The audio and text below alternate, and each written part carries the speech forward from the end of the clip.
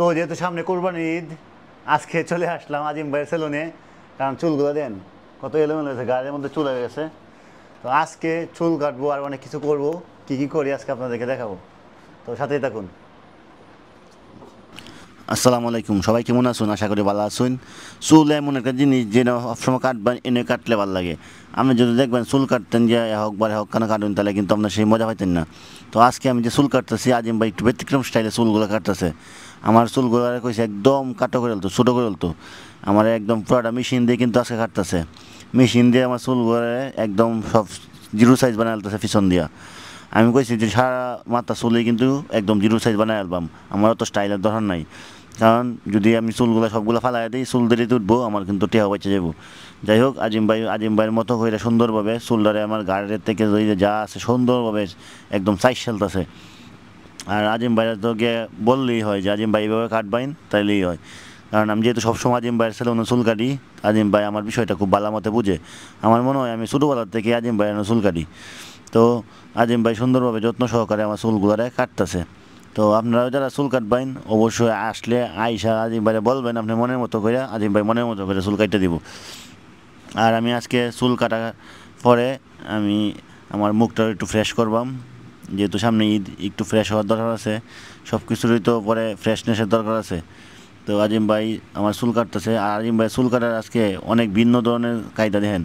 চিরুনি দিয়ে কুর দিয়ে টাইনে টাইনে আমার চুল কাটতেছে, মানে কেঞ্চি কোনো আজকে লাগাইছেই না, মেশিন আর কুর।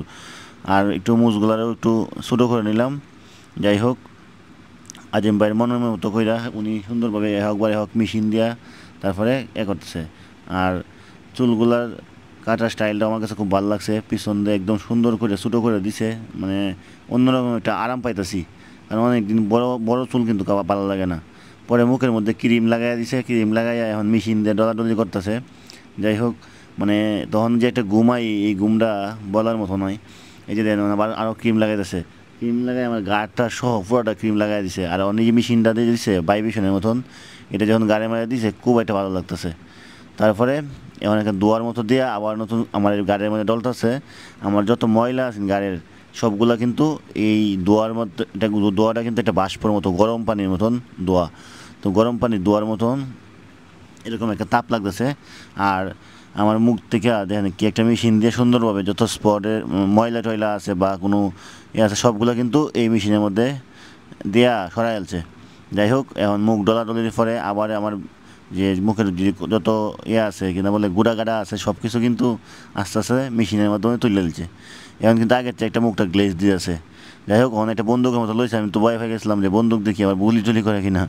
যাই হোক, গুলি টুলি করছে না, এটাতে আবার আমার মুখটা ফ্রেশ করছে, ফ্রেশ করে আবার এটা একটা লোহার মতো কি লইছে, এটা দিয়ে সুন্দরভাবে আমার চাইছে সব কিছু ময়লা টয়লা একদম ক্লিন করে ফেলছে। এখন নিজের একটা ফ্রেশ ফ্রেশ লাগতেছে। আপনারা কইন যে কেমন হয়েছে।